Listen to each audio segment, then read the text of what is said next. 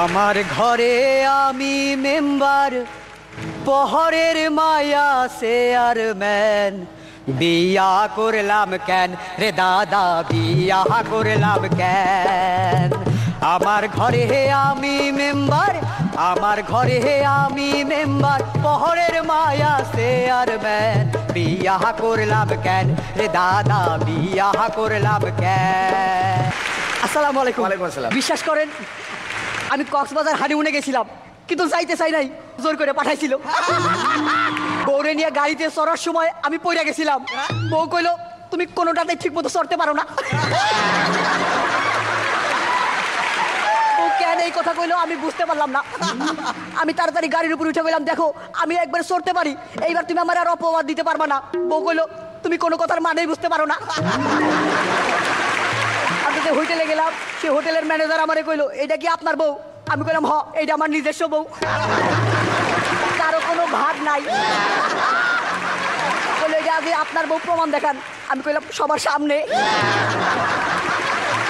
হোটেলের যে রুমটায় ঢুকলাম, ঢুকে দেখি দুইটা খাট, আমরা দুইজন দুই খাটে শুইছিলাম। পয়সা নষ্ট করুম কে? বউ আমারে কইলো দেখো অন্য লোকেরা আমার দিকে তাকায় আছে, তুমি একটা কিছু করো। আমি অন্যের বইয়ের দিকে তাকায় আছিলাম, প্রতিশোধ নিলাম।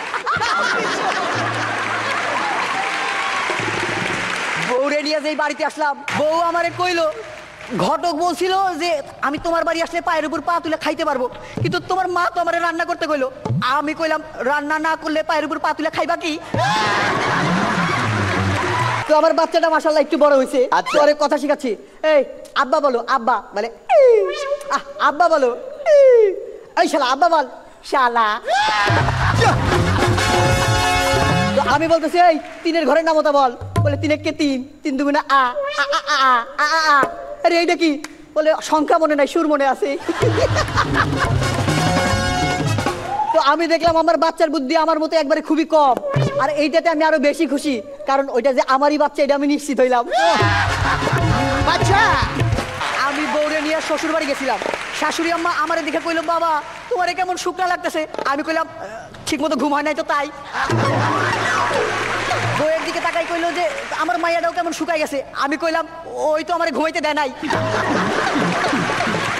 তো আমার বউ তো আবার বেলি ফুল, আহা সুন্দর কিছু না, বেলি ফুল। আরেকটা আসতেছে। তো আমি বাড়িতে যাওয়ার পর শ্বশুর শাশুড়ি বলতেছে যে বাবা আমাদের জন্য কি উপহার আনছো? আমি কইলাম উপহার তো আসতেছে, আমার বই তো র্যাপিং পেপার।